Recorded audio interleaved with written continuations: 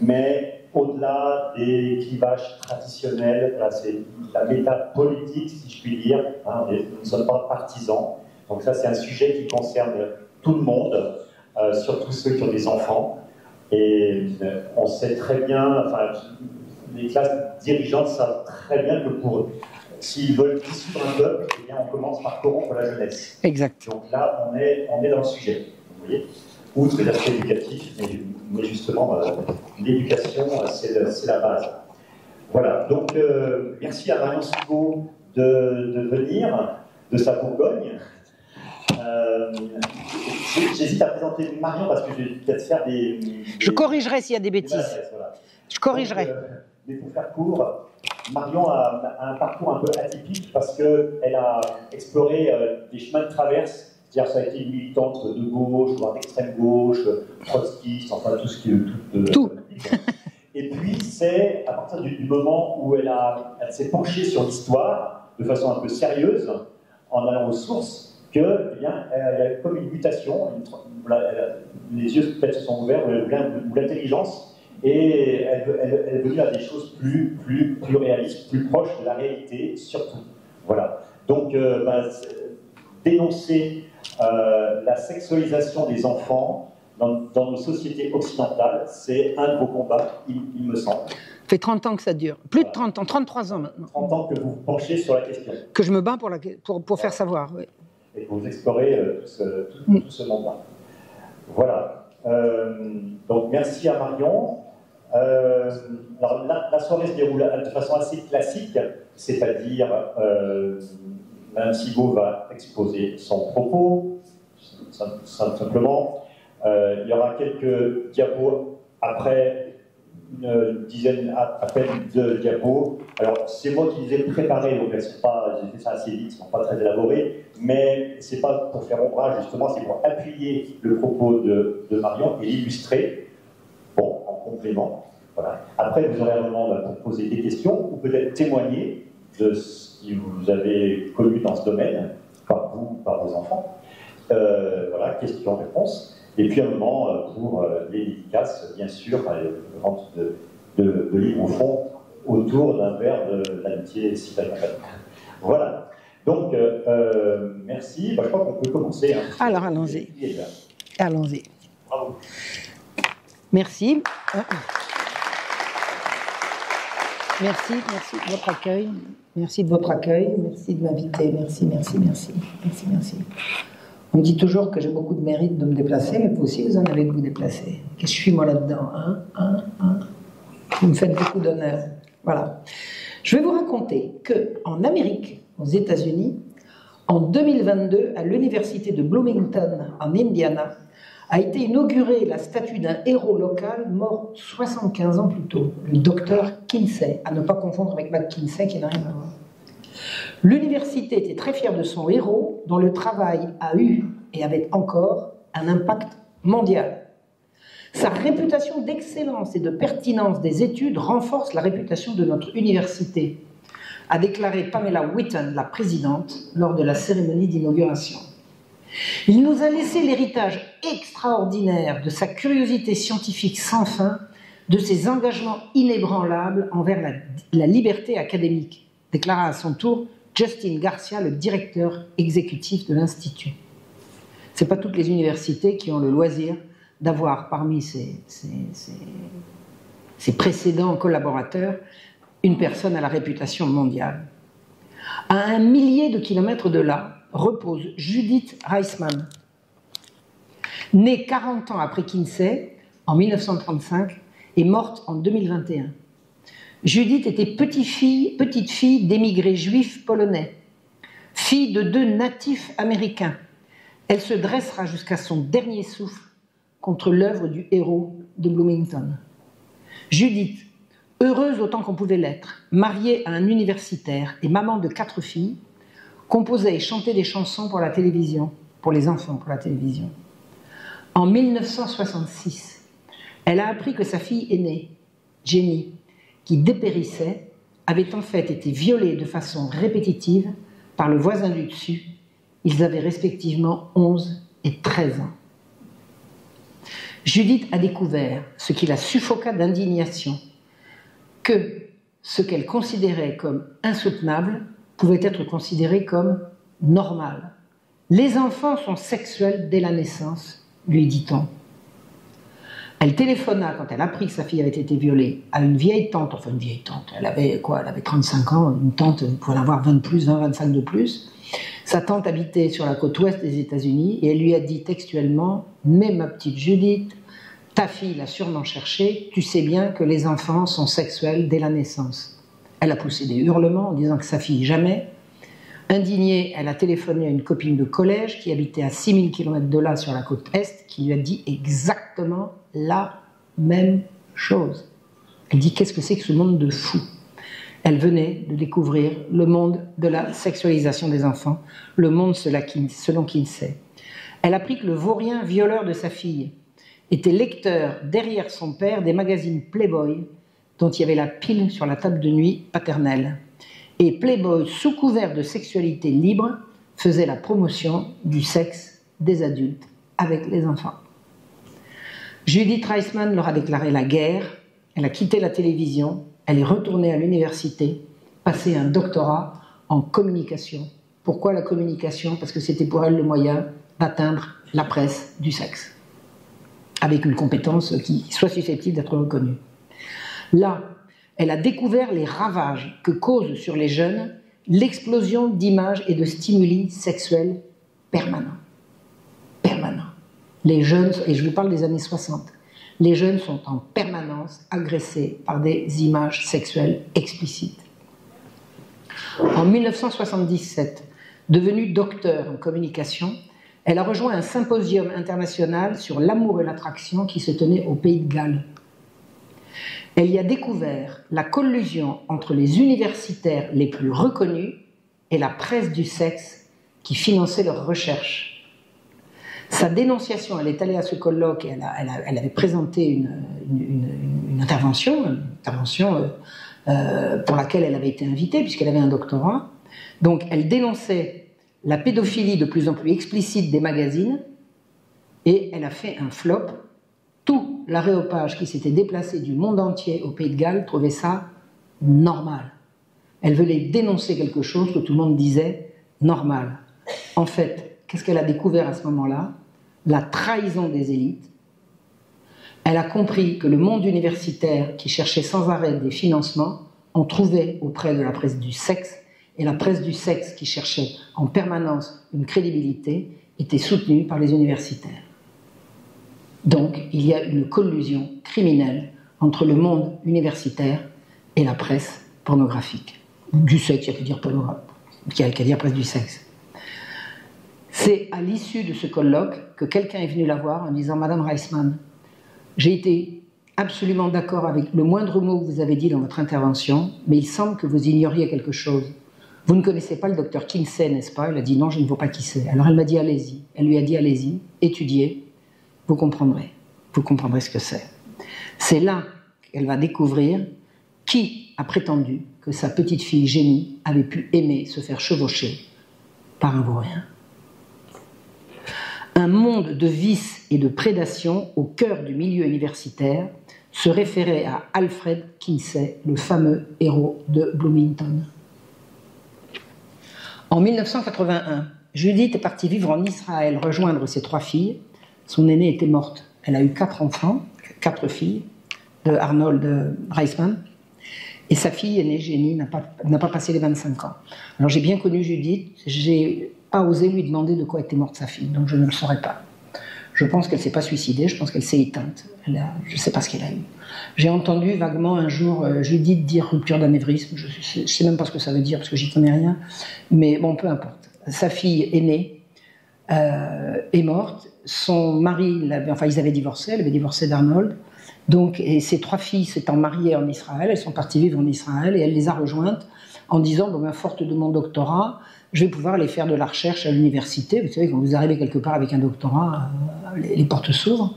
Donc elle a décidé d'aller à l'université de Haïfa, faire des études, continuer sa recherche. Et en 1981, elle est installée à Haïfa, dans un petit bureau sur la baie. Je ne sais pas si vous connaissez ça, Haïfa, c'est une ville en montagne avec une vue absolument magnifique sur une très belle baie. Et là, elle lisait et relisait, sans y croire, les deux rapports que Alfred Kinsey avait écrits en 1948 et 1956 sur le comportement sexuel de l'homme et le comportement sexuel de la femme. Alors c'est là qu'on va savoir qui est ce fameux Alfred Kinsey. C'est un chercheur donc de l'université de Bloomington, comme je vous l'ai dit.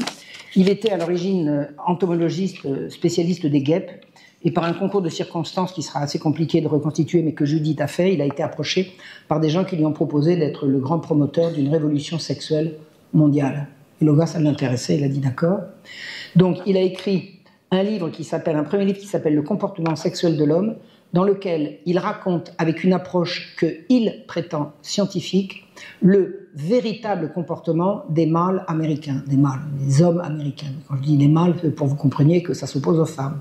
Ensuite, il a fait quelques années plus tard un deuxième livre qui donne la pseudo-véritable sexualité des femmes, et il a sorti ces deux rapports à l'issue de centaines, et il va prétendre de milliers d'interviews faites auprès de gens du commun à qui il a posé quantité de questions, et les questions amènent des réponses, les réponses sont ordonnées de façon statistique pour sortir une vision nouvelle de la sexualité des Américains.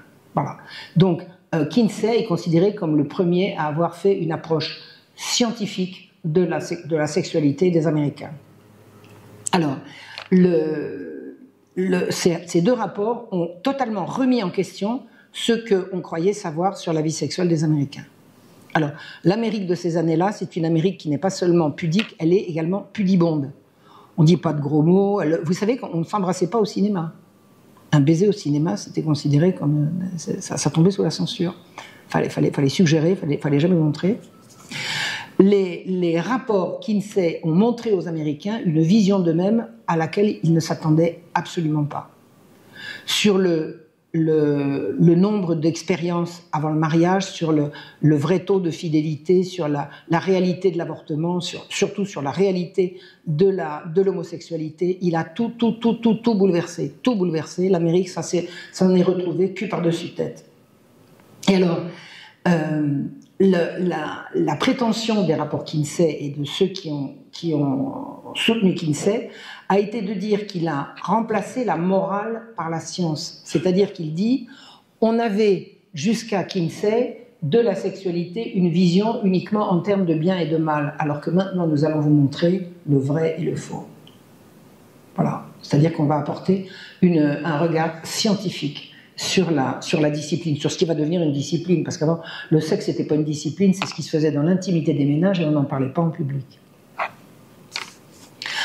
Judith a lu quantité de livres, de critiques ou élogieux. Il y a des gens qui ont éreinté Kinsey dès que c'est sorti, il y en a qui l'ont porté au nu, éreintant ou hagiographique, et elle s'est lancée ensuite dans la lecture des rapports elle-même. Elle a d'abord lu sur lui, ensuite elle l'a lu lui, et elle peinait à y croire ce qu'elle avait vu. Page 180 du premier tome. Des tableaux faisant état du nombre d'orgasmes qu'avaient éprouvés des enfants de quelques mois à 14 ans. Ça va venir. Allez-y, Marion. Kinsey était mort depuis longtemps. Judith a écrit à son successeur à la tête de l'Institut Kinsey pour lui demander comment ils avaient obtenu ces orgasmes. Donc, ils prétendent que sur 232 enfants, ils ont pu observer que ces 232 enfants avaient eu de multiples orgasmes. Judith écrit au successeur de Kinsey pour savoir comment il les a eus, et voici ce qu'il répond. Non. Voilà, regardez. Voilà. L'âge, 5 mois. Un bébé de 5 mois a eu 3 orgasmes. Il ne dit pas en combien de temps. Un autre de 11 mois en a eu 10 en 1 heure. Un bébé de 11 mois en a eu 14 en 38 minutes. Vous savez ce que c'est les orgasmes de bébé?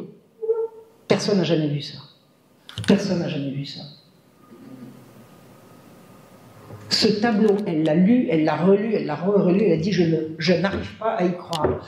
Elle écrit donc au successeur de Kinsey à l'Institut du même nom, et elle lui demande comment avez-vous obtenu ces orgasmes? Réponse. À l'aide de techniques orales et manuelles en collaboration avec des parents, des enseignants et des homosexuels armés de chronomètres. C'est-à-dire que, en lisant les pages qui précèdent et qui suivent ce tableau, et en lisant ce que lui a écrit le successeur de Kinsey, elle comprend, elle lit noir sur blanc ce qu'étaient les orgasmes en question. Alors accrochez-vous, les enfants jouissaient parce qu'ils avaient des évanouissements, des convulsions, des larmes, des cris, des tentatives de fuite et des crises d'épilepsie. Kinsey a fait violer et torturer des enfants et il raconte à la terre entière qu'ils aiment ça et qu'ils en jouissent alors qu'ils tombent dans les pommes et qu'ils poussent des hurlements de frayeur. Le rapport Kinsey a été vendu dans le monde entier à des millions d'exemplaires. Personne n'a jamais lu ce que Judith a lu. Est-ce que vous expliquez ça? C'est absolument insensé. Toute l'imposture criminelle de Kinsey et de la sexualisation des enfants se trouve résumée dans ce tableau, le tableau 34.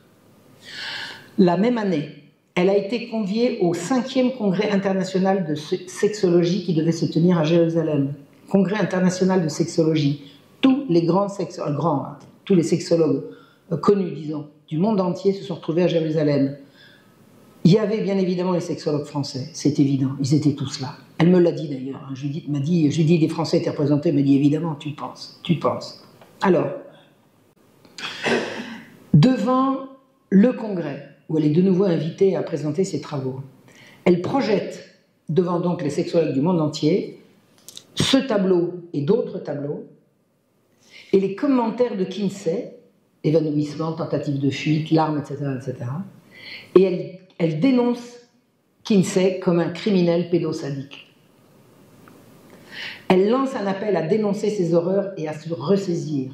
Elle dit « Nous ne pouvons pas, comme scientifiques, nous rendre complices d'un tel crime. » Et elle lance un appel à se ressaisir. On la chasse. Madame, dehors. Complètement suffoquée. Elle attendait un tonnerre d'applaudissements, elle n'a rien eu. Sa collaboratrice, son assistante, est restée derrière et elle a dîné, elle était assise à table à côté des organisateurs du congrès qui ont dit devant elle, sans savoir qu'elle entendait, cette bonne femme va s'en occuper. Et ils s'en sont occupés. Il était hors de question pour eux de remettre en question les acquis de Kinsey, le père de la sexologie moderne, pour des raisons multiples et également financières, comme vous avez compris, puisque c'est toujours les mêmes qui financent ces recherches. Judith a quitté le congrès en disant « La guerre est déclarée ». En France, Kinsey est également la référence incontestée du monde de la sexologie moderne, dont l'histoire est racontée par 2 sexologues, Jacques Weinberg et Mireille Bonnerbal.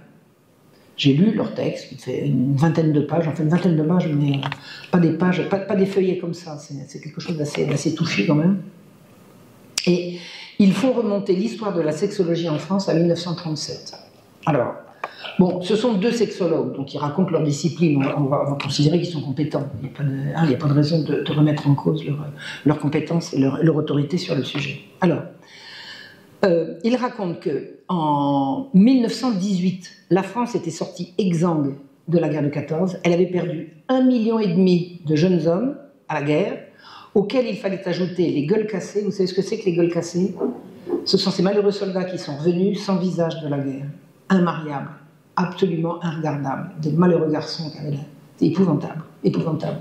Donc ça faisait autant de jeunes gens qui, bien que vivants, ne pouvaient plus convoler, ne pouvaient plus espérer convoler. Et il fallait rajouter également les victimes de la grippe espagnole. Alors pour ceux que ça intéresse, il paraît qu'il y a des parallèles très très très intéressants à faire entre la pandémie de 1918 et une certaine autre qui est à peu près 100 ans après, vous voyez ce que je veux dire? Qu'on ne dira pas parce qu'on ne peut pas passer à la 17e chambre. Voilà.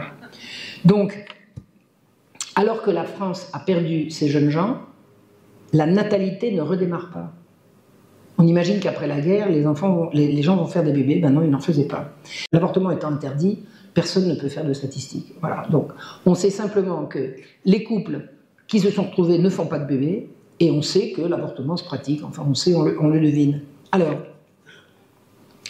on vote. Le Parlement français vote en 1920 une loi qui passera avec une écrasante majorité, on va dire, 500 voix pour et 10 contre. Hein, c'est pas mal, ça fait presque une unanimité. Une loi qui fait un délit de faire de la propagande pour l'avortement et pour la contraception. C'est-à-dire que la loi de 1920 dit on n'a pas le droit de promouvoir ni l'avortement ni la contraception. Ça ne parle pas de la chose, ça parle de la propagande pour la chose. Vous voyez ce que je veux dire, hein, je voudrais que ce soit clair. Et chacun pouvait continuer de faire ce qu'il voulait chez lui du moment qu'il ne le criait pas sur les toits. C'était ça la loi de 1920. La même année de 1920 fut créé un Conseil supérieur de la natalité. C'est-à-dire que la France s'est prise en main en disant on n'a plus de bébés, il va falloir prendre les choses en main. Il va falloir relancer la natalité. Donc ce Conseil supérieur de la natalité chercha et trouva quantité de moyens d'aider les familles nombreuses. Et arrivé en 1938, a été promulgué le Code de la famille. Le Code de la famille, alors là, vous voyez, ça se grave dans le marbre, hein, la France vraiment se reprend en main pour relancer la natalité. Le Code de la famille prétend combattre les outrages aux bonnes mœurs, c'est-à-dire la sexualité c'est quelque chose de sérieux, c'est pas de la gaudriole. Ils veulent encourager les mères et lutter contre les avortements par une série de mesures de gratuité et d'incitation d'allègement divers. Cantine gratuite, transport gratuit, allègement fiscal, enfin, tous les gens qui font des bébés, ils ont des gratifications. Allez-y, allez-y, allez-y. La nation française se levait pour repeupler et elle renforça la loi de 1920 par la lutte contre l'alcoolisme et la pornographie. Alors je ne vois plus un rapport avec l'alcoolisme, il doit y en avoir un puisqu'ils y ont pensé. En tout cas, la pornographie, c'est clair. C'est-à-dire que si on veut lutter contre le sexe indigne, et si on veut lutter pour le sexe qui fait des bébés et qui promeut la famille, on va lutter contre le sexe indigne. Vous voyez ce que je veux dire, il y a une logique. L'alcoolisme, je ne vois pas le bien, je ne vois pas bien le rapport, mais peu importe. Or, nous disent nos deux sexologues, donc la question que je vous pose, c'est bien ou c'est mal de prendre des mesures comme ça? Moi, apparemment, ça me semble plutôt bien. Je veux dire, la nation a besoin de se repeupler. Voilà, on va aider les familles, on va promouvoir la santé, la sécurité, le bien-être pour tous, quoi. Voilà. Ben, il paraît que pour nos deux sexologues, là c'est très vilain, parce que les deux auteurs de cet historique disent que les élites républicaines et l'Église se sont fait complices du pouvoir en ne protestant pas. Complices. C'est-à-dire que ni les républicains ni les catholiques ne se sont élevés contre ces incitations aux familles nombreuses et ils se rendent complices du pouvoir. Mais un complot, c'est pour commettre un crime, c'est pas pour faire quelque chose de bien. C'est-à-dire que nos deux sexologues, et croyez-moi, ils sont haut placés dans la hiérarchie des sexologues en France, ils estiment que défendre la famille, c'est commettre un crime. Ou alors je sais pas lire. En Allemagne, au même moment, se développa une science nouvelle, une science sexuelle, là je cite nos deux sexologues, adossée à l'idéologie marxiste et à l'utopie humaniste d'inspiration juive. Alors, vous avez entendu ce que je viens de dire? Juifs, communistes, Allemagne des années 30, le mélange va être explosif, vous avez deviné et vous avez raison. Parmi ces héros germaniques du sexe, je vais citer un certain Sigmund Freud. Alors, il n'était pas allemand, il était autrichien, mais c'est un germain pour autant. Et Sigmund Freud travaillait dans ces années-là. Et nos deux compères ne le citent pas. C'est-à-dire qu'ils vont parler du sexe en Allemagne sans à aucun moment ne citer Sigmund Freud. On ne comprend pas. Et c'est lui qui inventa la psychanalyse et découvrit le complexe d'Oedipe. Je ne vous ferai pas l'insulte de vous raconter ce que c'est que le complexe d'Oedipe. Écoutez, après tout, c'est pas de l'insulte. Complexe d'Oedipe, c'est la révélation par Sigmund Freud que les petits garçons rêvent de faire l'amour avec maman et que les petites filles rêvent de faire l'amour avec papa. Voilà. Puis après, ça leur passe, pareil. Mais quand ils sont petits, c'est à ça qu'ils rêvent. Dixit Sigmund Freud. Alors, quelques mots sur le génial viennois. Sigmund Freud avait fait des études, il était psychiatre, il avait fait des études à Paris, notamment avec Charcot, et il avait découvert que les femmes hystériques avaient comme caractéristique commune d'avoir été abusées dans leur enfance. C'est-à-dire que l'hystérie était la réponse au viol pédophile et à l'inceste. L'hystérie serait donc la réponse à l'inceste. Il a été convié à un congrès de psychiatrie de 1896 à Vienne. Et là, il a sorti un texte tonitruant, Étiologie de l'hystérie, dans laquelle il a raconté ce que je viens de vous dire. Alors on lui a dit, docteur, voulez-vous rester docteur? Oui. Alors vous rentrez chez vous, vous revoyez votre copine, et vous nous rapportez autre chose. Sinon, on vous chasse. Freud est rentré chez lui, il a dit « Ah, je me suis trompé. Oh, c'est pas les pères qui veulent les filles, c'est les filles qui rêvent de coucher avec papa. » Et il a inventé le complexe d'Oedipe. Merci, docteur. Bien, hein, c'est bien. Hein. Combien de gosses ont été victimes de pédocriminels à cause de ce criminel-là? Bref, alors vous savez comment on le sait, au fait, ça? On le sait parce qu'il y a un certain Jeffrey Mason. Alors, c'est un Américain, francophone distingué, parle très bien le français, il a vécu en France, et il est conservateur des archives manuscrites de Freud. Donc, il a tout ça dans le texte.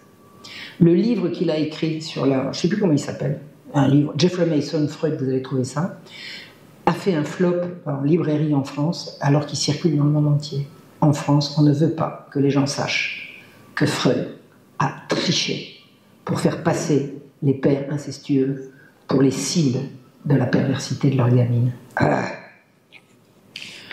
Alors, nos deux sexologues ne parlent pas de Sigmund Freud, mais quand ils regardent vers l'Allemagne, ils présentent d'autres sexologues allemands, un certain Albert Moll et un autre qui s'appelle Magnus Hirschfeld. Le second, Magnus Hirschfeld, il était communiste, juif et homosexuel. C'est-à-dire qu'il cochait toutes les cases pour faire de lui la cible du régime nazi montant. Nous sommes dans les années 30 en Allemagne, à Berlin. Juifs ou pas, les partisans de la révolution sexuelle allemande étaient tous vent debout contre la législation anti-homosexuelle du Reich. En Allemagne, une législation extrêmement sévère faisait un crime d'avoir des relations sexuelles homosexuelles entre adultes consentants. Cette législation mettait un tas de gens tout à fait honnêtes et susceptibles de mener une vie normale à la merci de maîtres chanteurs qui leur tendaient des traquenards et qui pouvaient les... C'était vraiment une législation qui créait beaucoup de désordre social, et des gens qui n'étaient pas forcément concernés eux-mêmes par l'homosexualité demandaient qu'au titre d'une liberté fondamentale, on abroge le fameux article qui s'appelle l'article 175, je crois, si je ne m'abuse, il y avait un mouvement d'émancipation sexuelle qui voulait l'abrogation de l'article 175 et qui permette aux homosexuels de mener une vie d'adultes consentants qui ne regardaient personne. Voilà, c'était ça le combat. Or, le mouvement de libération des homosexuels en Allemagne a largement débordé de ces limites-là, et Berlin est devenue la capitale mondiale du vice décomplexé. Ça a été absolument effrayant. Essayez de voir le film Cabaret, si vous ne l'avez pas déjà vu. Mais Cabaret, c'est de la petite bière à côté de ce qu'on peut lire. Cherchez Berlin, années 30, c'est absolument effroyable de ce qui se passait. Berlin était un grand bordel, avec un grand bordel dans la rue, enfin c'est absolument effroyable. Les gens venaient s'acoquiner à Berlin de la terre entière. Beaucoup d'homosexuels français allaient faire leur petit séjour à Berlin. Tiens, je vais passer 15 jours à Berlin. Ils en profitaient, ils faisaient à Berlin tout ce qu'ils ne pouvaient pas faire ailleurs. Et l'explosion de la sexualité à Berlin dans ces années-là a été quelque chose d'ostensible, et c'est très documenté. C'est très documenté. À la fois avec des films, mais avec beaucoup de textes, beaucoup de journaux et beaucoup de livres. Voilà. Alors, une nuit de 1933. Alors, Magnus Hirschfeld avait créé un institut de sexologie, dont nos deux sexologues français disent que c'était un truc extraordinaire, avec une bibliothèque d'une richesse sans précédent. Enfin, c'était vraiment... Magnus Hirschfeld était à la pointe de la recherche sur la sexualité. C'était un type absolument fabuleux. Et figurez-vous que des jeunes hitlériens, en l'occurrence, je crois que c'était des étudiants, à moins que ce soit des jeunes soldats, je ne sais pas, en tout cas, c'était des jeunes gens qui portaient l'uniforme. Une nuit de 1933, ils se sont rués sur l'institut de sexologie pour y attraper tous les livres qu'ils ont trouvés et qu'ils ont brûlés sur la place. On appelle ça le grand auto-da-fé de 1933, et on raconte qu'ils ont détruit des ouvrages juifs. Mais ce qu'on ne dit pas, c'est que ce n'est pas les ouvrages juifs qu'ils ont détruits, c'était des ouvrages pornographiques, et s'il y avait des noms de juifs comme auteurs, ce n'est pas de leur faute, vous voyez ce que je veux dire. C'est-à-dire qu'en fait, le grand auto-da-fé de juin 1933, ce sont des quantités d'ouvrages qui faisaient la promotion de la pédérastie, de la pédophilie, de l'eugénisme, de l'avortement, du transsexualisme, du sadomasochisme, du vagabondage sexuel sous toutes ses formes, de la zoophilie, et j'en oublie. C'est-à-dire que les jeunes hitlériens se sont rués à l'assaut du vice décomplexé, rassemblé dans l'institut de Magnus Hirschfeld. L'institut, son institut, où on venait se faire soigner de ces troubles sexuels depuis le monde entier, avait des salles spécialisées en torture sexuelle avec des chaînes, des fouets, des pinces, des griffes en tout genre. C'était un bordel chic pour amateurs de torture sexuelle. Et c'est ça que Hitler a fait détruire un jour, une nuit de juin 1933. Voilà. Maintenant, je vais vous raconter une histoire du contrôle des naissances par le planning familial. Le planning familial a commis un bouquin qui s'appelle 25 ans de lutte, contre les naissances, 25 ans de lutte, et raconte, alors c'est un livre qui n'a pas de nom d'auteur, je crois que les auteurs c'était des femmes, de toute façon c'était des femmes du planning familial, et elle raconte dans ce bouquin que j'ai acquis en son temps, que j'ai dans ma bibliothèque, et que j'ai lu et relu et annoté et tout, enfin bon, voilà. Elle raconte ce qu'a été le combat pour la contraception en France. Alors, on abandonne l'Amérique, on y reviendra. Hein. À cheval entre le 18 et le 19e siècle est parue en Angleterre une théorie, le malthusianisme, qui prétendait lutter contre la misère en limitant le nombre des enfants par famille. Est-ce que vous avez entendu parler de ce qu'on appelle le malthusianisme? Les ouvriers sont pauvres, ils n'ont qu'à faire moins de gosses. Ah, c'est la théorie, c'est la théorie. Et Thomas Malthus, c'était un ecclésiastique, je crois que c'était un pasteur, il disait pour que les enfants, pour que les gens fassent moins d'enfants, il suffit de retarder l'âge des noces. Si au lieu de se marier à 18, ils se marient à 28, ils feront mathématiquement moins d'enfants, c'est pas idiot. Mais sont arrivés des grands révolutionnaires qui ont dit bah, attention, halte là, on va faire ça beaucoup plus pointu, vous allez voir ce que vous allez voir.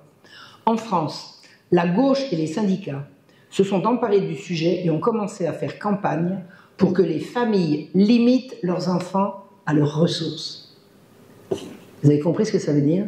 Vous gagnez tant, vous ne pouvez donc pas faire plus de tant d'enfants. Limitez vos enfants à votre salaire. On va appeler ce mouvement le néo-malthusianisme. Le malthusianisme, c'est le malthusianisme, c'est repousser, faites moins d'enfants en repoussant l'âge des noces. Là, c'est faites moins d'enfants, faites le nombre d'enfants que votre salaire vous permet d'assumer. Aux USA, une certaine Margaret Sanger a lutté toute sa vie pour promouvoir le sexe sans la procréation.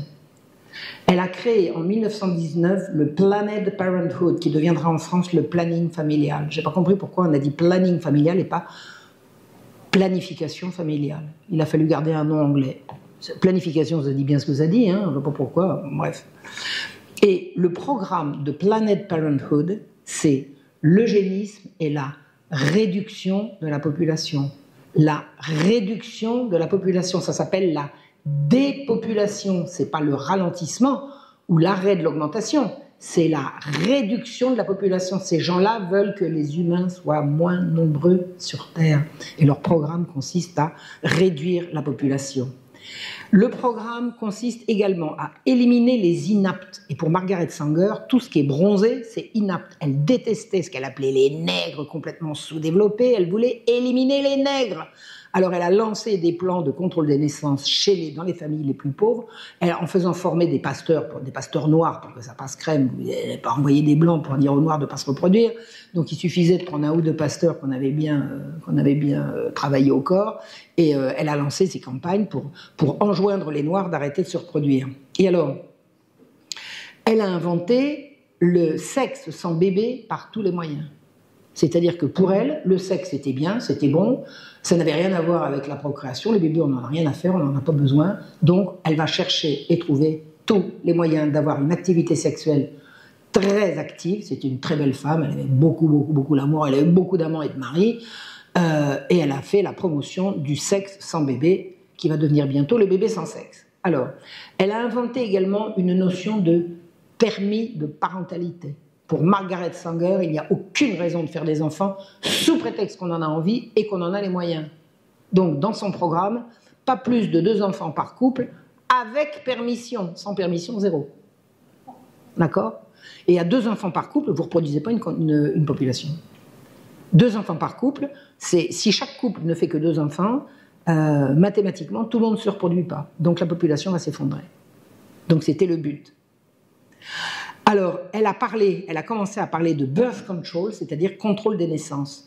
Et le contrôle des naissances va séparer le sexe de la reproduction au nom de la science.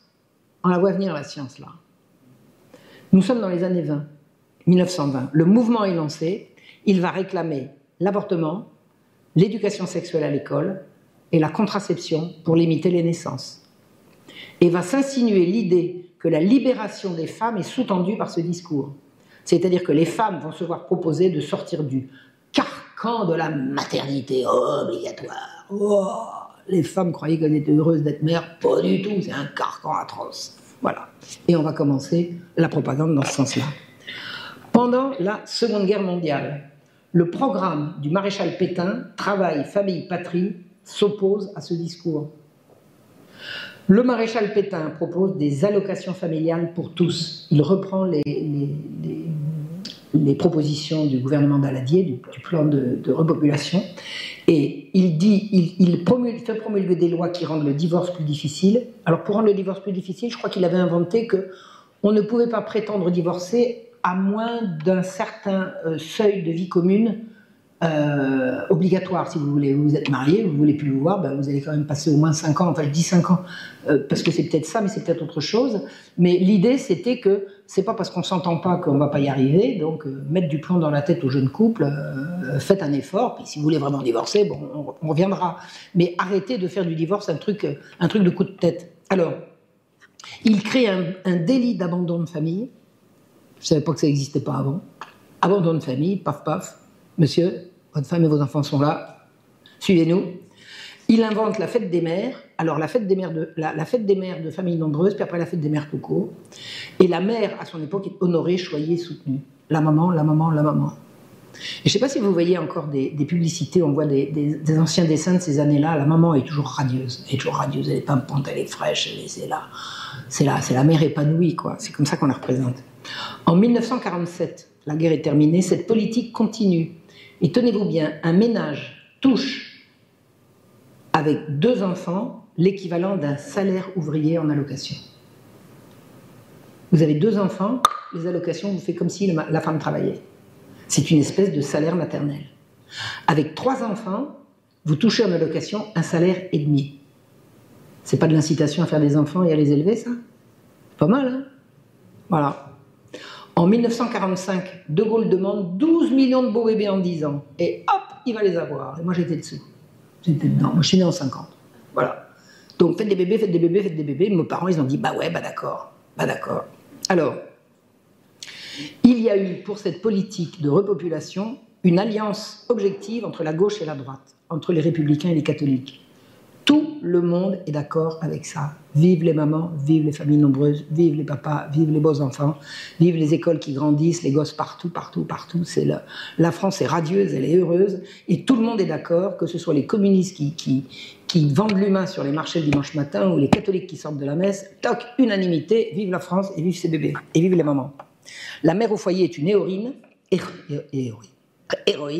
la famille nombreuse est portée au nu, et le féminisme va tout bouleverser. Ah, qu'est-ce que c'est que le féminisme? Vous avez une bonne femme, une dame, Simone de Beauvoir, qui écrit Le deuxième sexe. On ne naît pas femme, on le devient. Ah. Je ne sais pas comment elle l'est devenue, elle. Et puis, petit à petit, va arriver l'idée de la maternité heureuse. Il y a la maternité, puis il y a la maternité heureuse. La maternité heureuse, c'est celle qu'on a choisie. Suivez mon regard, qu'est-ce qu'ils cherchent là?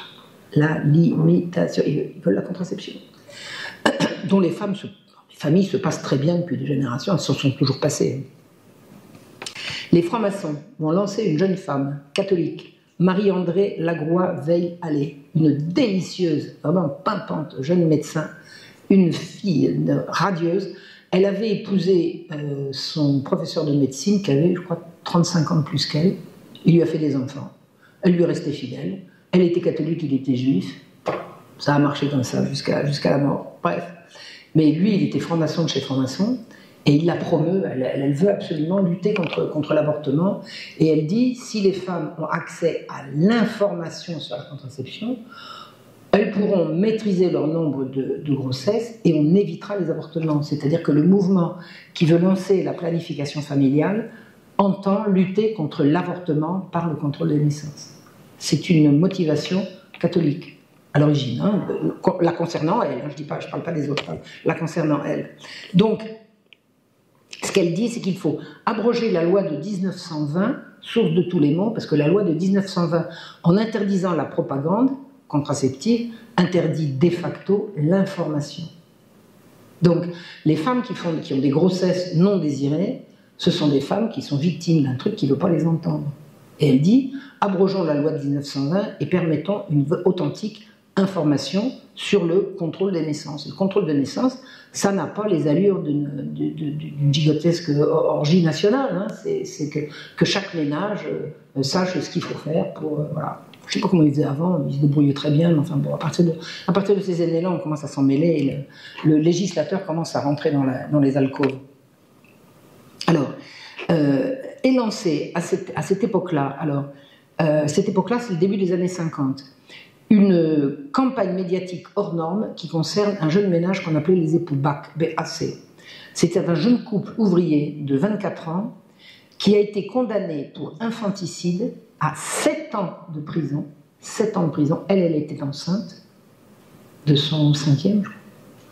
Et avec son mari, elle a été incarcérée pour 7 ans, enfin, condamnée à 7 ans de prison, parce que sa dernière petite fille était morte de faim, et elle-même était enceinte du 5e.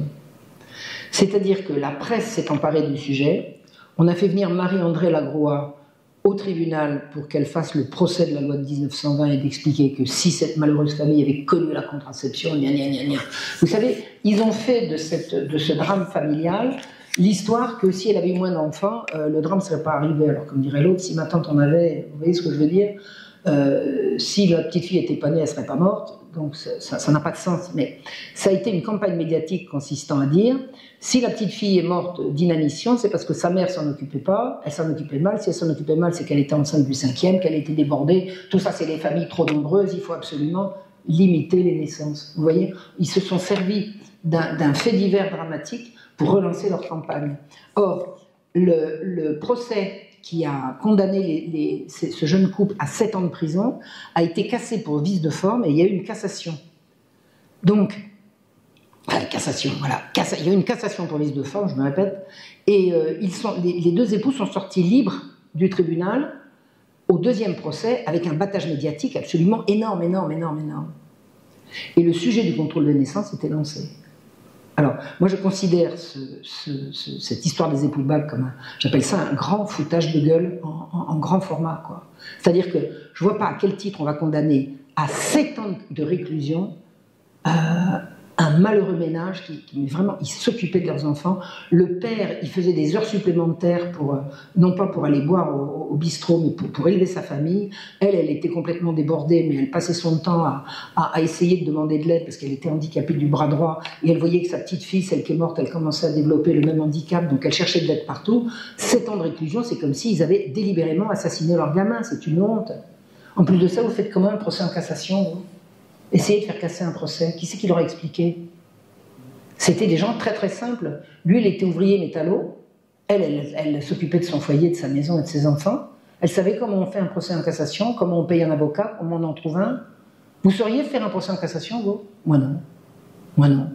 Ça veut dire qu'en fait, ils ont été pris en main par toute cette mafia qui voulait absolument se servir de leur drame pour faire passer leur obsession de la contraception, du contrôle des naissances. Voilà.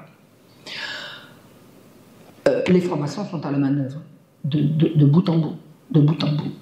C'est quoi? Il faut le savoir. Bon, il y avait le mari de Marie-André, c'est clair que c'était un classique. Il y avait le docteur Pierre Simon, il y avait plein de gens qui se sont occupés de ça et qui voulaient absolument qu'on mette sur la table l'arrivée de la contraception, de la pilule, pas encore, mais ça va bientôt arriver. Donc, dans les années 50, c'est l'arrivée également au pouvoir de Mendès France. Et Mendès France s'est tout de suite attaqué à l'allocation de salaire unique base de l'allocation qui permettait aux familles d'élever leurs enfants à la maison.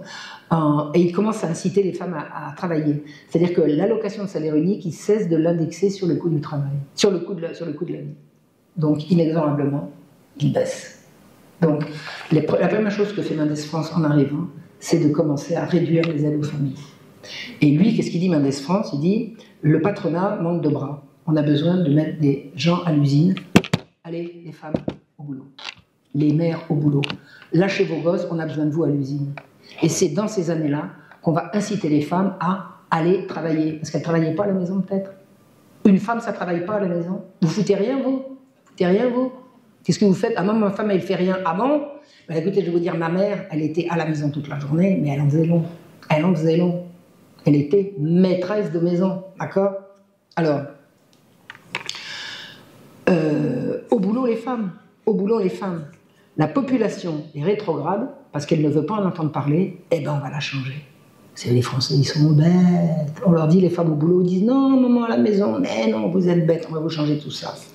Imaginez-vous que ces années-là, il y a une alliance, mais alors, époustouflante, hein, retenez bien, des communistes et des catholiques qui se réclament de la loi naturelle. Les communistes et les catholiques disent, on fait autant d'enfants que la vie nous en donne, il faut lutter pour élever les familles. Si les ouvriers n'ont pas les moyens d'élever leurs enfants, il n'y a qu'à lever leur salaire et pas diminuer le nombre d'enfants. C'est le bon sens de l'époque. Et si vous additionnez les communistes et les catholiques, ben vous avez le peuple français, en gros.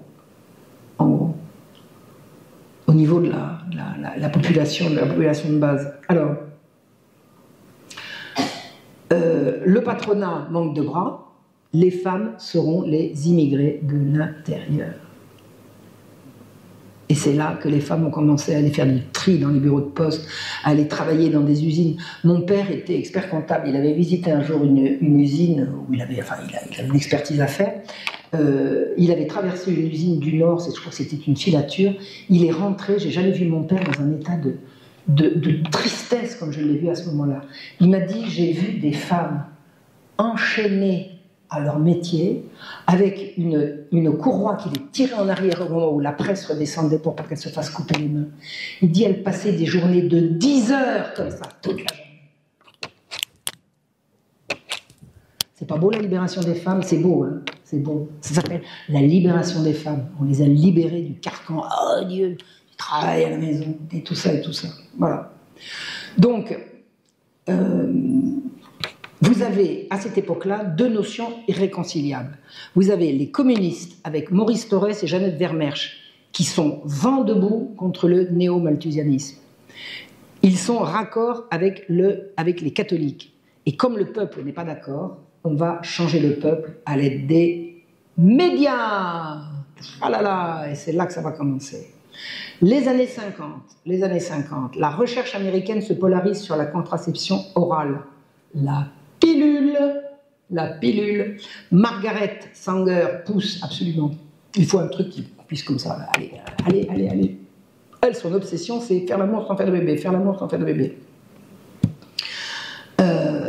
Là, en France, en 1958, l'association Maternité Heureuse va devenir Planning Familial. C'est-à-dire que l'association Maternité Heureuse va devenir la branche française de Planned Parenthood. Et Planned Parenthood, je vous ai expliqué, c'est une association qui veut la dépopulation.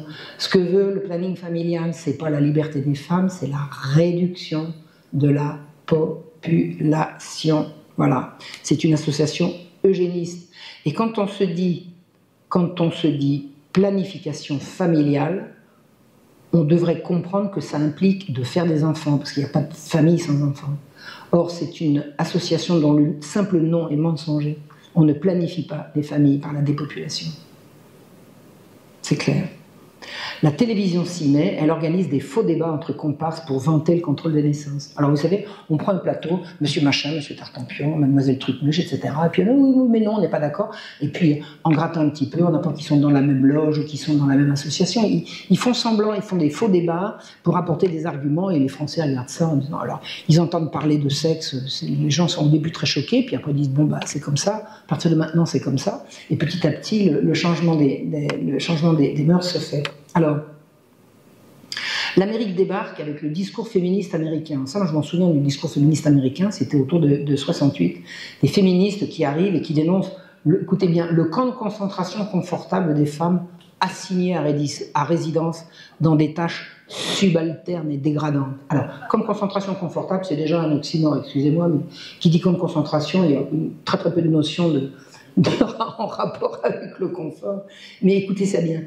Des femmes assignées à résidence dans des tâches subalternes. Je veux dire, tenir sa maison, c'est subalterne, mais c'est subalterne à quoi? Sur une maison bien tenue, ça a de la gueule, non? Oui ou non? Ça se fait pas comme ça, hein? Ça se fait pas comme ça. Dégradante. Alors moi, toutes les femmes de ma famille, hein, ma mère, mes tantes, mes grands-mères, et Dieu sait si j'avais de la famille, elles n'ont jamais considéré qu'elles faisaient des tâches subalternes. Mais alors, pas du tout.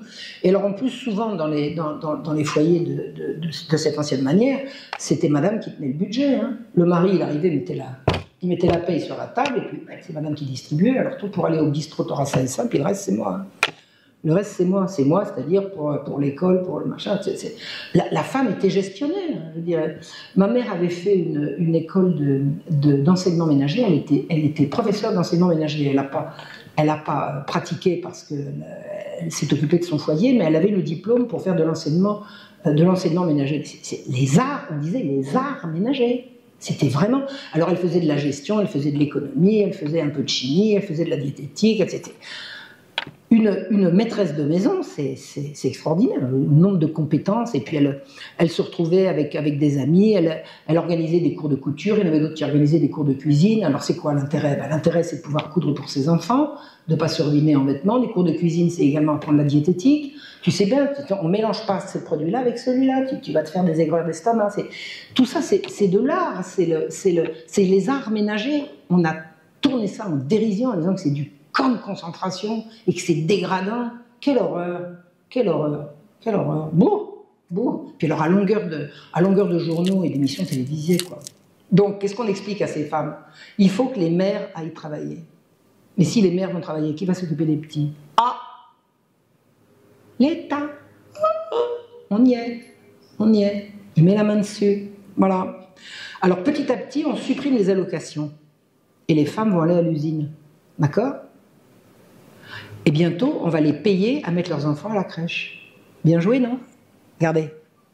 On vous paye à élever vos enfants, on vous envoie à l'usine et on vous paye pour les mettre à la crèche. Pas bête, ça. Et celle qui veut continuer d'élever ses enfants, ça va pas, non? Oh, tu préfères pas travailler? On interdit aux femmes d'être mères. D'être mères à plein temps. Alors moi, je veux forcer personne, hein, celle qui n'aime pas ça, on ne peut pas l'obliger. Mais il y en a combien qui préféreraient ça? Aller faire des travaux idiots? Parmi les femmes qui travaillent, il y en a combien qui sont épanouies dans leur travail? On peut en dire autant des hommes, mais parlons des femmes. Épanouies dans leur travail, vous en connaissez beaucoup. Hein? Bref, petit à petit, on sépare, et c'est vraiment un coup de campagne médiatique, on sépare les familles de leurs enfants. Les enfants vont devenir une catégorie à part. C'est la franc-maçonnerie qui commande tout ça. Hein. À la tête de la franc-maçonnerie, il y a un grand sexologue qui s'appelle Pierre Simon. Pierre Simon, ce sera la figure de proue de la sexologie française de ces années-là. Voilà. On l'appellera le Kinsey français. Alors, c'est quoi le Kinsey français? Kinsey, il a fait un rapport, je vous ai expliqué, en 48 et un autre en 53, pour dire ça, c'est la vraie vie sexuelle des Américains. Par exemple, vous croyez que les Américains, ils sont hétérosexuels? Il y en a 1 sur 10, c'est un PD. L'avortement, toutes les familles ont eu recours avant le mariage. La fidélité, mais qu'est-ce que vous racontez? Il a cassé l'image que les Américains avaient d'eux-mêmes en leur faisant croire que la réalité était autre que celle qu'ils imaginaient. Puis petit à petit, les gens se sont conformés au nouveau modèle. C'est comme ça qu'on change une population. Eh bien, Pierre Simon, il a été le Kinsey français. Il a fait un rapport Simon dans lequel il a dit « Qu'est-ce que vous imaginez? Mais tout le monde couche avec tout le monde, qu'est-ce que vous croyez? Là, pas vous, vous êtes ringard. » C'est comme ça que petit à petit, on change les mœurs. On change les mœurs en faisant croire qu'ils ont déjà changé. Et ça marche. Et ça marche. On prépare mai 68 et le droit de jouir sans entrave. Ah, jouir sans entrave. Voilà, voilà, voilà. Qu'est-ce que c'est que mai 68? Alors j'en ai des souvenirs précis. Moi j'avais 17 ans en mai 68, je autant vous dire que... Ah, je ressens même les odeurs, là, les gaz lacrymaux. Là. Et, voilà. Donc, qu'est-ce que c'est que mai 68? C'est une révolte contre l'autorité, contre les parents et contre la morale. C'est je fais ce que je veux. Je fais qu'est-ce que je veux. Vous croyez qu'on peut vivre dans une société dont la règle de base est je fais ce que je veux? C'est impensable. C'est n'importe quoi. On assure au général de Gaulle que si on autorise la contraception, on fera reculer l'avortement. Et ça, c'est le combat en sous-main. Des gens sont allés voir Yvonne de Gaulle. Le général de Gaulle avait une passion pour sa femme. Une passion pour sa femme. Et elle a été approchée par des gens qui lui ont dit « Écoutez, chère madame, il y a encore trop d'avortements. Ces filles qui se retrouvent enceintes et qui n'en veulent pas, si elles avaient connu la contraception, ça serait un crime de moins. » Elle a réussi, ils ont réussi à la convaincre, et elle a réussi à convaincre son général de Marie que, mon cher ami, si on autorise la contraception, il y aura moins d'avortements. Et c'est comme ça qu'on a fait passer la loi Neuwirth. D'accord? Alors, qu'est-ce que c'est que la loi Neuwirth? C'est la loi qui autorise la contraception. C'est une loi qui est passée en douce, la nuit, au Parlement, et par vote anonyme. C'est-à-dire que vote à main levée sans contrôle. C'est pas anonyme, c'est à main levée. C'est-à-dire que c'est pas un vote où vous allez marquer votre vote, c'est à main levée, comme ça, les électeurs ne peuvent pas savoir, ne sauront jamais ce qu'a voté leur député. C'est-à-dire que c'est une loi qui passe en catimini. C'est pas parce que c'est à main levée que c'est pas moins en catimini. Et comment il s'appelle Pierre Simon dira qu'il est très très fier d'avoir réussi à faire passer la loi. C'était comme ça qu'il voulait. Donc à partir de 1967, loi de Neuwirth, ça y est, le contrôle des naissances est passé. On va pouvoir promouvoir le contrôle des naissances, donc la contraception, contre laquelle je m'évertue à vous dire, et ça se vérifie, les Français ne sont pas d'accord. Les Français n'ont rien demandé de tel, ils ne réclament rien de tel. Vous savez quel est le journal le plus vendu, le plus lu dans ces années-là? C'est Nous deux. C'est un roman photo qui est vendu à 1,5 million d'exemplaires à chaque parution. Je ne sais plus si c'est un hebdo ou un mensuel, mais 1,5 million d'exemplaires avec un nombre de lecteurs par exemplaire phénoménal. C'est-à-dire qu'on peut dire que la moitié de la France lisait Nous deux. Nous deux, c'est le couple, la fidélité, les gens sérieux, l'amour pur, c'est ce à quoi les gens rêvent, ceux qui veulent vivre, ce que beaucoup d'entre eux vivent, et c'est certainement pas les partis de patronnaires qui se préparent avec mai 68.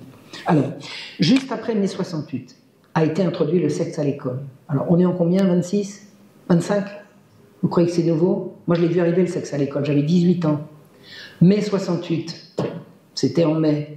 Novembre 68, la rentrée suivante. Demain, à l'auditorium, à partir de 17h, cours d'éducation sexuelle pour les premières terminales. Tout le monde se précipite à l'auditorium, on dit zégo. On avait fait venir un grand sexologue qui s'appelait Gilbert Torgman, et on ferme les rideaux noirs, on nous a projeté des trucs, on était comme ça. Alors des sexes, des trucs, en couleur, un machin et tout. Alors lui, il nous expliquait, alors, pour faire l'amour, et puis la contraception, et puis la pilule, et puis ta. Il parlait de ça comme si c'était acquis. Enfin, une écrasante majorité. Pour nous, l'amour, ça serait après, quoi. Hein. On enlevait, on racontait les cochonneries, ça allait. Certainement raconter les cochonneries, mais on n'en faisait pas. On n'en faisait pas. On était encore dans notre pureté, on espérait l'amour, on espérait le mariage, on espérait, voilà. Et là que ce bonhomme débarque, en 68, alors il était...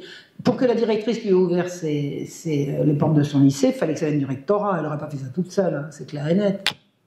Et alors pendant 2 heures, il nous a raconté, quoi? Vos parents ne veulent pas, ne vous demandez pas leur avis. Vous n'avez pas envie? Oh, allez-y. De toute façon, la pilule, c'est pas pour les chiens. Il avait un cabinet de gynécologie juste en face, là, pour Havane. Hein? Eh ben, c'est parti comme ça. C'est parti comme ça. C'est pas beau, ça? L'éducation sexuelle à l'école. Mais recta, ça s'est fait tout de suite derrière. Attendez. On vous explique que c'est bien, que c'est pas la peine d'en parler aux parents, on vous donne la pilule pour que ça se passe bien, et on vous traite d'un peu d'imbécile si vous résistez. Quand on a 18 ans, on n'a pas beaucoup de, il n'y a pas beaucoup de freins pour résister à un truc comme ça. Voilà. Donc, le docteur Torgman est venu faire une conférence d'éducation sexuelle au lycée en expliquant qu'il avait un cabinet de gynécologie de l'autre côté du boulevard, au premier étage. Là. Il y avait la plaque, il suffisait d'aller sonner. Moi, à l'époque, alors pour vous parler de moi, j'avais un père qui me pourchassait en hurlant et à coups de fouet. Il avait trouvé un martinet. C'est un martinet, c'est du fouet, hein, c'est des lanières de cuir. Il m'avait lacéré les jambes parce que j'avais un amoureux qui ne lui plaisait pas. Avec mon amoureux, j'étais chaste autant que lui. Nous étions chastes et amoureux. Voilà. Et mon père avait décidé de me faire rompre avec lui. Comme je résistais, il poussait des hurlements. Enfin, j'étais dans un état de stress et de désespoir. Vous ne pouvez pas vous imaginer ce que ça a été mes 18 ans. C'était une horreur. Et comme il avait dit, si vous avez des problèmes, je peux éventuellement vous aider. Moi, je suis allé le voir. Je vais vous expliquer pourquoi je suis allé le voir, parce que les souvenirs m'en sont revenus de façon tout à fait précise. Chaque fois que je racontais ce qui se passait avec mon père, on me parlait de mon complexe d'Oedipe. Mon père me tapait dessus, mais c'était moi qui avais un complexe d'Oedipe. Vous voyez ce que je veux dire?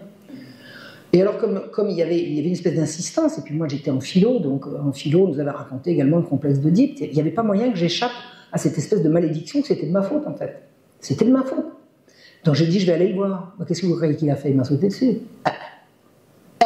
Le docteur Torgman était un prédateur. Un prédateur. Voilà.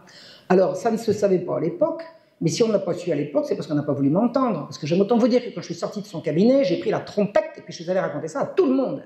Alors, à mon chéri d'abord, qui était venu passer un savon, c'était très rigolo, c'est un des grands moments de l'époque.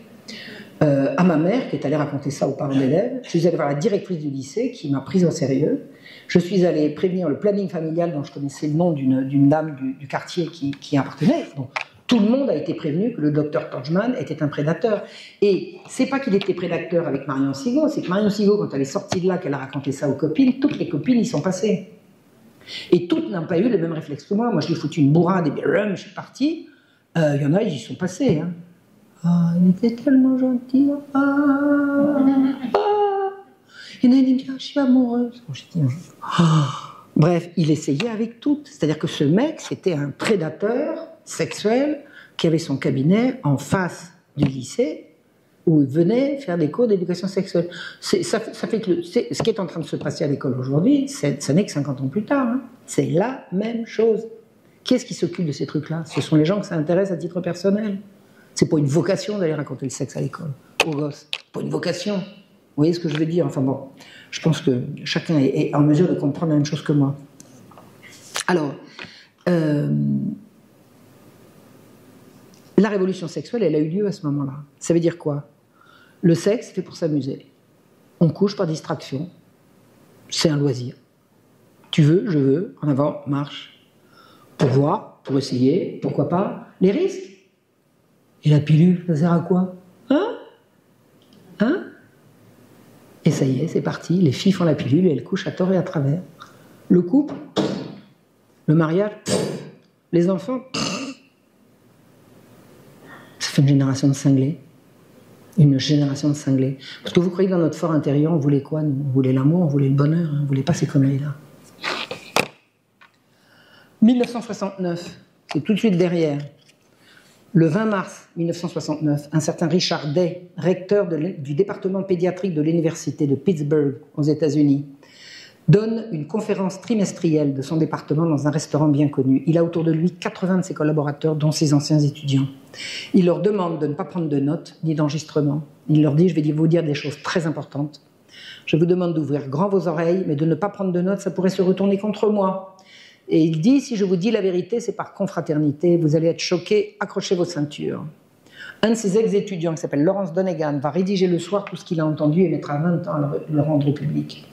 Donc le discours du docteur Richard Day du 20 mars 1969 nous est arrivé avec 20 ans de retard, mais in extenso. In extenso. Qu'est-ce qu'il dit?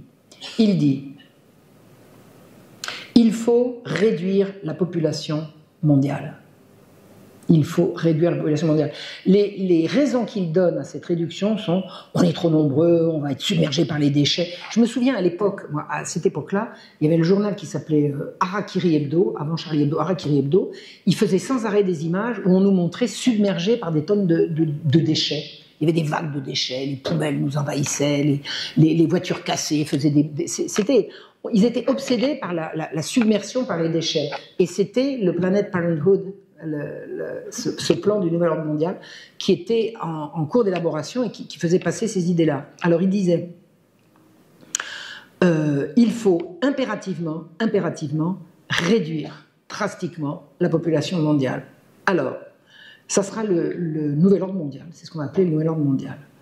Il dit, il sera promu tout ce qui va entraver la vie et l'amour. Tout ce qui va pouvoir entraver la vie et l'amour sera promu. On va rendre les gens malades et on fera en sorte qu'ils ne puissent pas se soigner. On va interdire l'accès aux médicaments efficaces pour la plupart des maladies, et notamment il a cité le cancer qu'on aurait pu depuis très longtemps soigner. Il dit les médications contre le cancer seront mises hors de portée des malades. On va raréfier la nourriture, diaboliser la tradition, interdire l'accès au savoir aux jeunes, confiner les gens chez eux, les empêcher de circuler, contrôler l'argent, contrôler la vie quotidienne, contrôler les pensées, les loisirs et les mouvements. On introduira massivement de la drogue qu'on laissera interdite pour créer le besoin, le trafic et le chaos qui ira avec. On pensera des constructions publiques énormes et défectueuses qui verront s'effondrer des ponts et des immeubles gigantesques pour ancrer dans la population un sentiment permanent d'insécurité.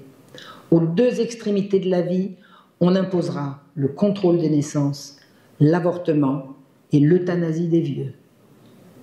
Pour pousser à l'euthanasie des vieux, petit détail démoniaque, au lieu de rendre les notices explicatives des médicaments plus lisibles en augmentant la force, la graisse et la couleur des caractères pour les vieux, on va au contraire les réduire et les rendre plus faibles de telle sorte que les vieux se sentent de plus en plus à charge de leurs enfants et s'en culpabilisent et acceptent à moyen terme qu'on les euthanasie. De plus en plus de femmes... Alors, l'euthanasie sera présentée comme la possibilité de mourir dans la dignité. Mais l'idée, c'est d'éliminer les vieux. De plus en plus de femmes travailleront hors de leur maison et les hommes, dans leur travail, devront systématiquement changer de lieu, changer de ville et voyager. Un homme ne pourra pas élever sa famille correctement s'il ne s'éloigne pas, donc la famille sera brisée. Il deviendra donc difficile pour les familles de rester ensemble. On appellera ça la mobilité. C'est bien la mobilité. Vous êtes pour la mobilité? C'est ça la mobilité. Les mariages seront moins stables, les gens auront moins envie d'avoir des enfants. Du passé, faisons table rase, supprimons les vieilles religions, mais d'abord et avant tout la religion catholique. Alors là, ils ont une dent contre eux. C'est les cathos dehors. Les vieilles religions devront disparaître. Alors d'abord le catholicisme romain et ensuite les autres religions. Voilà. Au cœur de ce plan, le plan de 1969, la révolution sexuelle. C'est-à-dire, il ne sera plus envisageable de faire des enfants sous prétexte qu'on en a envie ou les moyens. Il faudra une autorisation. Et cette autorisation n'excédera pas 2 enfants par famille. C'était le plan de Margaret Sanger. Mais là, c'est plus Margaret Sanger, c'est 1969. Margaret Sanger, c'est les années 20. Là, nous sommes dans bientôt les années 70. Si Malthus, au XIXe siècle, avait imaginé de réduire l'activité sexuelle pour réduire la naissance, le nouvel ordre mondial a trouvé mieux. Il va au contraire augmenter l'activité sexuelle, mais en la déconnectant de la reproduction. Ce sera l'article 1er des futurs droits sexuels. J'ai écrit un petit bouquin qui s'appelle comme ça. L'alpha et l'oméga de la révolution sexuelle, le sexe sans reproduction et la reproduction sans sexe. Attendez, les Français, à votre avis, ils pensent quoi de ça? Rien, c'est pas leur problème. On va leur imposer. On va leur imposer. La première chose à faire pour la réussite de ce plan, c'est promouvoir la contraception partout, en tout temps, à tout lieu.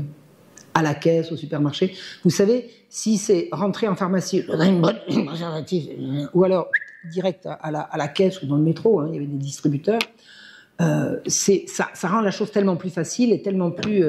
ça permet de faire ça dans l'intimité et puis petit à petit de faire admettre ça dans le grand public. Alors, à l'école, bien sûr, à l'école, distribution de préservatifs à l'école ou des cours d'éducation sexuelle en expliquant le fonctionnement. Tout le corollaire de toute cette politique, c'est le sexe à l'école, le sexe à l'école, le sexe à l'école. Il faut expliquer aux gosses, il faut expliquer aux gosses, il faut expliquer aux gosses. Alors, l'école initiera les enfants à la sexualité bien avant qu'ils y pensent eux-mêmes. Pourquoi? Parce que c'est tout.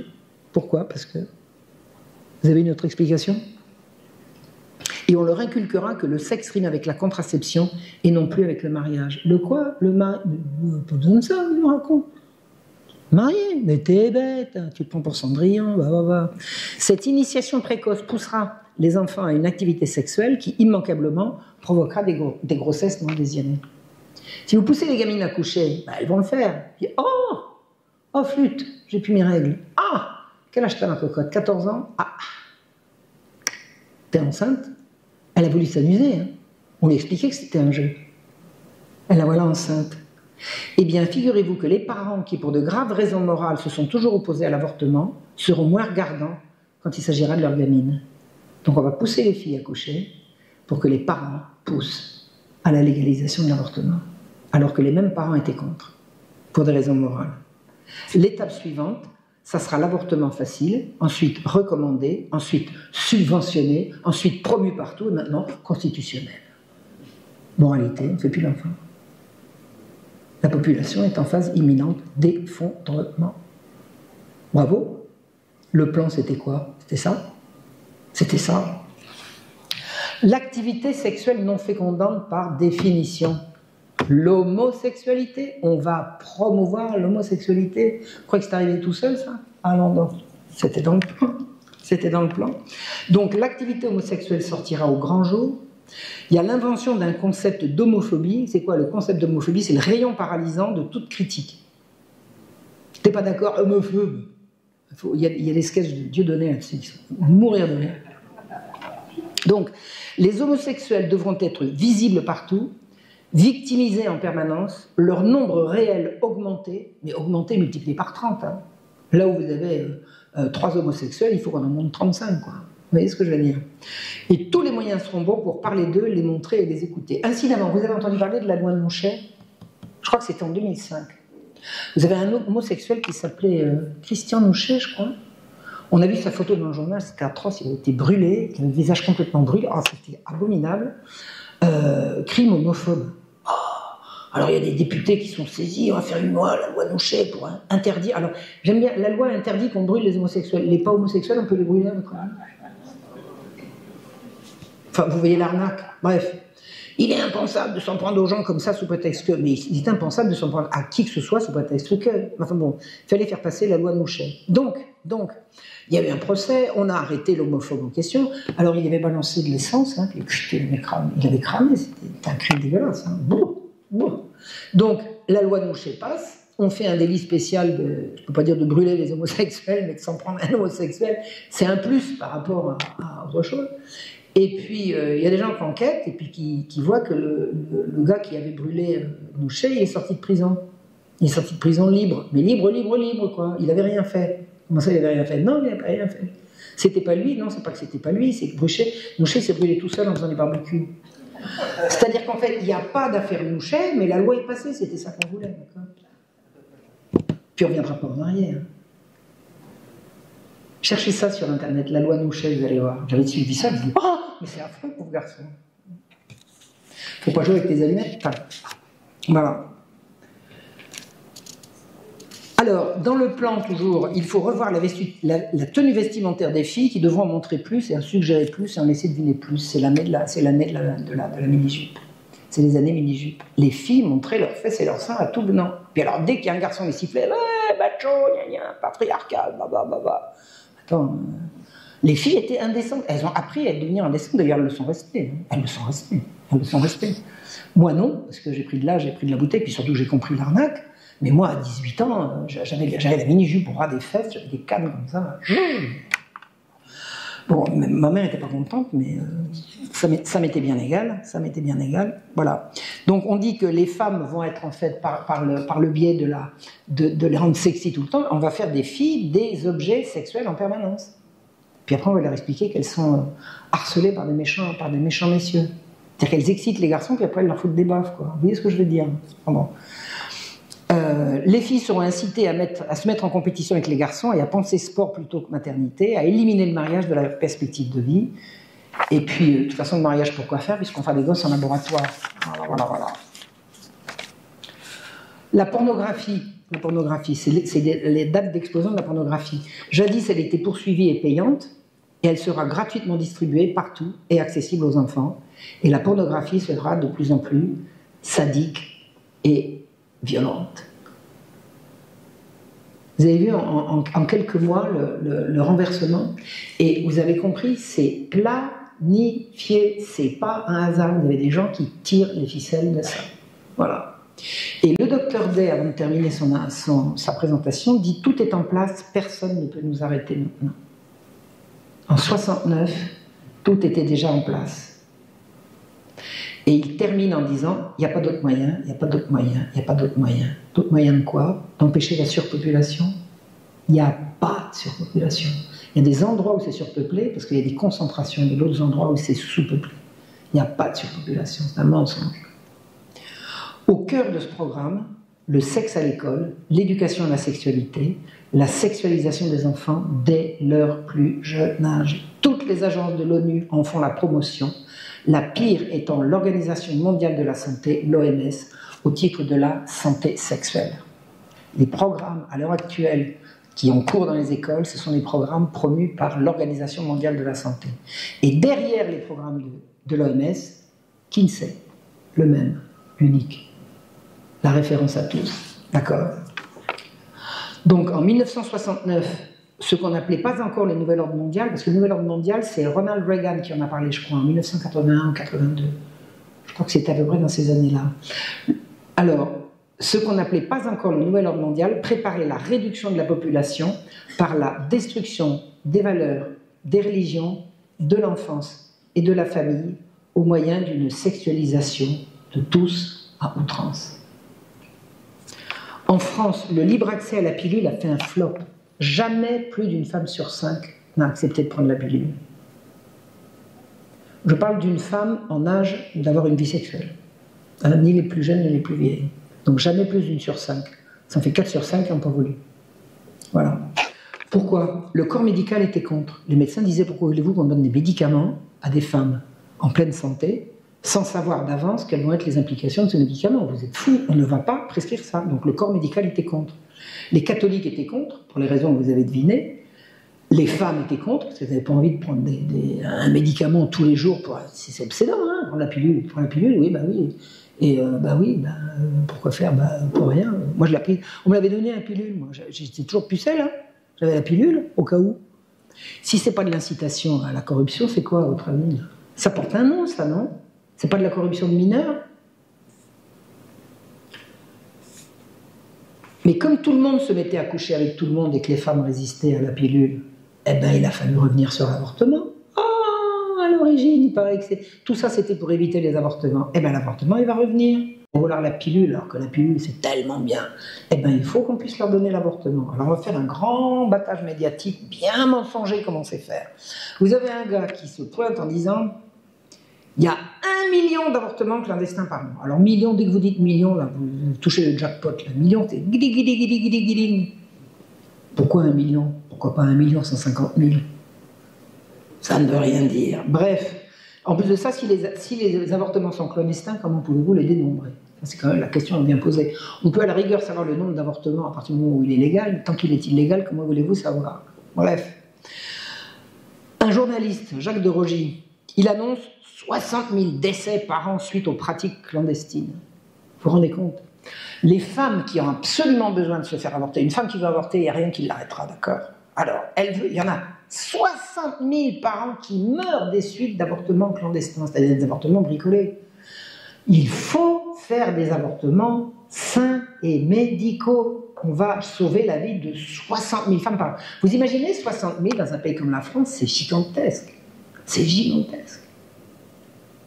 C'est incroyable. Et il y a un médecin qui est, comment appelle-t-on ça, démographe, à la fois médecin et démographe, qui dit, c'est amusant, c'est intéressant ce chiffre de 60 000 décès, parce que c'est le chiffre en lui-même est 7 fois plus important que le nombre annuel de décès de femmes, toutes catégories dans cette... Alors rien que sur les avortements, 60 000, alors que c'est 7 fois plus que toutes causes confondues. Alors Jacques Desrosiers, il met la pédale douce, hein, il revient 2 ans plus tard en disant « Il y a 5 000 femmes qui meurent tous les ans. » C'est encore un chiffre, hein, 5 000. C'est encore gros, non? Hein? C'est toujours pas vrai. Vous savez c'est quoi le vrai chiffre? Ça c'est comme les Suisses qui disent « Vous savez c'est quoi ?» En français on dit « Vous savez ce que c'est ?» Vous savez ce que c'est le vrai chiffre? 53. Pas 53 000, 53. Hein? C'est-à-dire mensonge, mensonge, mensonge. Ils mentent tout le temps, ils passent leur temps à nous prendre pour des buses et à mentir pour faire avancer leur agenda.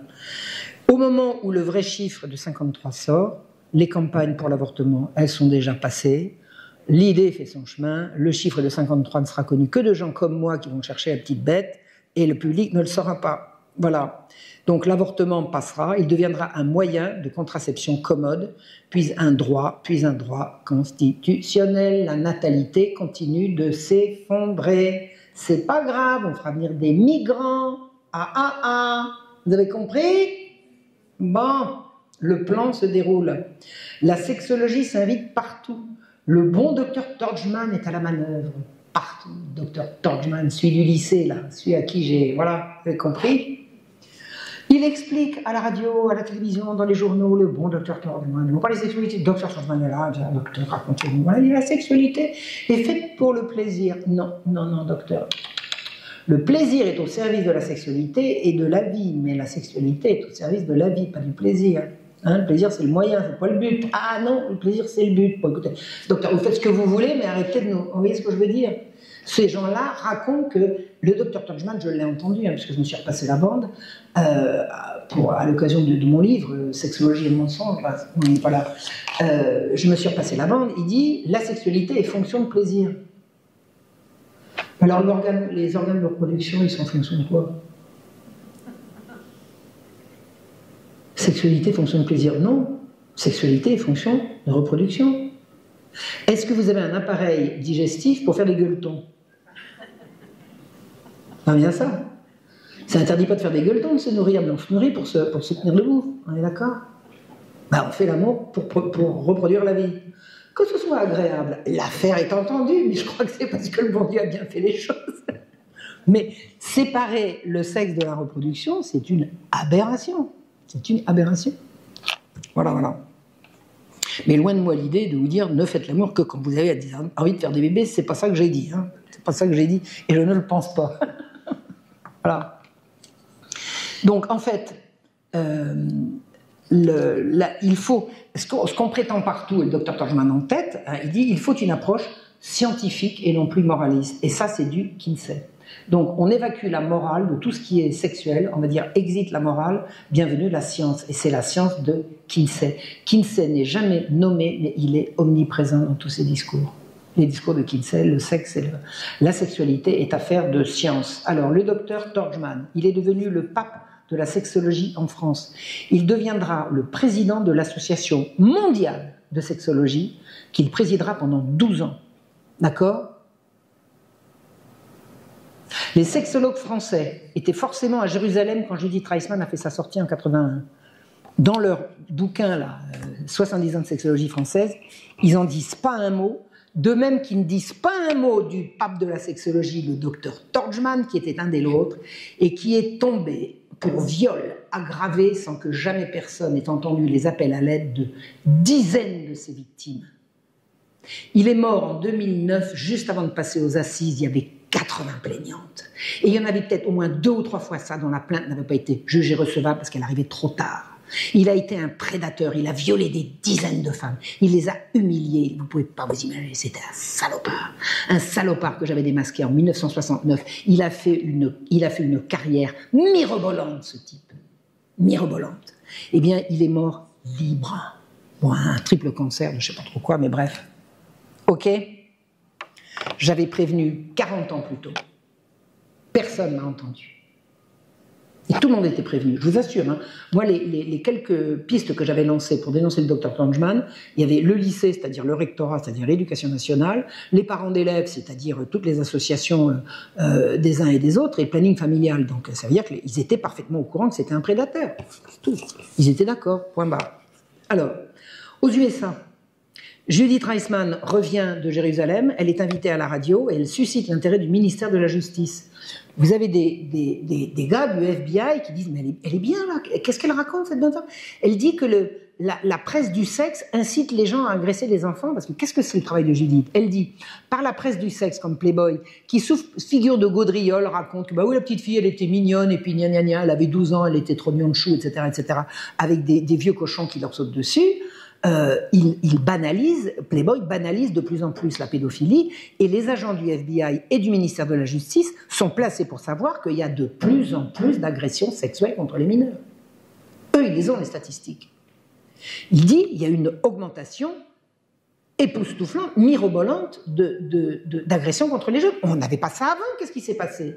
Et un jour, ils entendent Judith à la radio qui dit la presse du sexe et qui raconte son truc. Alors, ils vont la voir. Madame Reisman, FBI, ministère de la Justice, toc, hein, la police d'un côté et la justice de l'autre. Est-ce que vous pouvez travailler avec nous? Oh, ben, dit ça va mieux. Eh oh, hein, chassée du congrès de sexologie à Jérusalem, elle arrive en Amérique, on lui offre un boulevard. Alors là, elle était contente, j'aime autant vous dire. Ils ont débloqué un budget de 800 000 $. Aucune université n'avait jamais reçu pour une recherche une enveloppe aussi rondelette. Mais le FBI, ils avaient des accès à des moyens conséquents et ils voulaient absolument en faire profiter Judith pour sa recherche. Et ils ont passé un contrat avec une université pour lui faire analyser l'influence de la presse du sexe dans la montée vertigineuse des agressions sexuelles. Et là, elle signe avec eux. Et ça passe dans la presse. Levée de bouclier. Quoi? Qu'est-ce que c'est que cette vieille folle qui veut nous empêcher de quoi? Qu'est-ce que c'est que ça? La presse se réveille et des campagnes ignominieuses de relations publiques tendent à la dénigrer, la faire passer pour pique-tout, dire qu'elle n'a pas de diplôme, dire que c'est... Une campagne se dresse contre elle et la campagne est lancée par l'Institut Kinsey. Comme par hasard. Et Playboy, Playboy initie, parce qu'ils c'est pas eux qui ont payé jusqu'au bout, mais ils initient contre Judith une campagne qui va durer 2 ans et 70 000 $ par mois pour dire du mal d'elle dans tous les médias disponibles en Amérique. Il n'y a pas une feuille de chou d'une petite ville du fin fond de l'Amérique qui n'ait ses articles payés pour dire une espèce de folle, espèce de prétende que tout ça pour défendre Kinsey, défendre Playboy et la faire passer pour une cinglée. Voilà. Donc, mensonge, calomnie, harcèlement, elle sera convoquée 3 fois de suite au Congrès, c'est-à-dire au Parlement américain, pour des enquêtes hostiles. Madame Reisman, vous prétendez que vous avez des diplômes. Je dis, mais ils sont là, mes diplômes. On prétend qu'elle n'a pas de diplôme. Ils savent bien qu'elle a des diplômes. Vous savez, calomnier, il leur restera toujours quelque chose. Et elle est toute seule au milieu de cette tourmente. C'est effrayant. On ne trouvera rien contre elle. Il n'y aura aucun moyen de trouver la moindre erreur, la moindre faute dans ses écrits. On ne trouvera rien et on continuera de lui taper dessus. On l'a fait passer pour une dingue réac. Vous savez, c'est une vieille folle qui passe ses jours, qui se fait payer très cher à lire des magazines cochons. Vous voyez comment on peut résumer ça? Hein? C'est comme on pourrait dire Marion Sigol passe son temps à lire des cochonneries dans les... Hein? Vous voyez ce que je veux dire? Pour les dénoncer, vous êtes bien obligé de les lire. Hein? À un certain moment. Elle aime ça. Voilà, bref. Donc, non mais c'est ça qu'on a dit d'elle. Hein? Elle s'amuse. J'en ai parlé avec elle, elle ne s'amusait pas du tout. Puis j'en sais quelque chose, parce que moi qui me suis lancé dans des trucs comme ça, il y a des moments où vous êtes obligé de sortir et de prendre l'air. C'est horrible. Il y a des moments où c'est vachement dur. Enfin bref. Vous savez comment ça va se terminer à l'université? On va la chasser, lui voler son travail et la menacer de mort. C'est bien, hein? Donc elle avait trouvé, le FBI et la ministère de la Justice voulaient, il passe un contrat avec une université, l'université la chasse, lui vole ses disquettes, lui vole son ordinateur et la chasse. Alors c'est quoi l'Amérique là? Alors, on n'a rien trouvé contre elle, mais la calomnie va payer, elle ne sera employable nulle part. Plus personne ne pourra employer Judith Reisman, la folle qui, etc., qui n'a pas de diplôme, qui ci, qui là, etc. C'est effroyable. Et un jour, le téléphone sonne. Je ne sais pas encore comment elle tenait debout. Hein. Téléphone sonne, Madame Reisman, oui. Je suis le directeur de la Liberty University. Alors, c'est un évangélique. Je crois que c'est un évangélique, un baptiste. C'est l'église baptiste. Je n'y connais pas en secte protestante. Je présente mes excuses, mais enfin bon. Un monsieur chrétien d'une communauté protestante qui lui dit, Madame Reisman, je vous offre un bureau, un ordinateur, un secrétariat, mon avion pour venir vous chercher. Je vous demande une chose, une seule, dites pas que c'est moi. Je vous envoie mon avion, arrivé. Elle a débarqué. Et elle y est restée jusqu'à la mort. Et il y en a qui ne croient pas au miracle. Et c'est comme ça qu'elle a pu continuer. Et continuer d'écrire ses livres. Et qu'elle a pu être rejointe par tout ce que l'Amérique pouvait compter de gens qui avaient compris que si on s'acharnait à ce point-là sur elle, c'est parce qu'elle faisait du bon boulot. On n'est pas impunément la cible de ces salopards si on n'a pas foncièrement quelque chose de grandiose à montrer. Donc elle a réussi petit à petit à s'agréger des intellectuels extraordinaires, qui vont la rejoindre, écrire avec elle. Ils seront invités à la télévision avec elle. La télévision donnera un film, le film passera sur la toile, je le verrai, et je dirai, vous là, madame, je lui ai écrit, il m'a répondu. Et c'est comme ça qu'on s'est connus. Voilà. Un journaliste anglais qui s'appelle Tim Tate a fait un film dans lequel il montre le modus operandi du viol des enfants cobayes par un pédophile notoire qui s'appelait Rex King. Tim Tate est allé enquêter pour trouver d'où venaient les enfants du tableau 34. Et il l'a retrouvé, mais 50 ans plus tard. C'est-à-dire que c'est un véritable travail d'enquête journalistique. Alors, avec ce que Judith avait pu lui donner, mais également parce que Tim Tate, il est allé à l'Institut Kinsey, il a interviewé les gens. Vous savez, ils sont d'une candeur extraordinaire, tous ces salopards. Ils disent tous, ils n'ont aucun problème à raconter tout ce qu'ils savent. Sauf qu'ils ne donneront jamais le nom des gens dont ils ont les dossiers. C'est tout. Mais ils nous reconnaissent, oui, on est allé voir un tel, on lui a donné un chronomètre, on lui a dit, puisque tu violes des enfants, fais avancer la science, t'as qu'à observer, puis tu nous diras au bout de combien de temps il gueule, au bout de combien de temps, etc. Et ils ont fait travailler comme ça un pédophile, avec Noé d'un chronomètre, et ils recevaient ces comptes rendus, et ils appellent ça de la science. Le pédophile en question, il a violé des centaines de gosses. Il était maître arpenteur dans le Colorado, je crois. Il passait jamais deux nuits de suite au même endroit, parce qu'il passait de ville en ville. Et il violait des gosses, et il envoyait ses comptes rendus à Kinsey, qu'on a fait le tableau numéro 34. Non mais oh!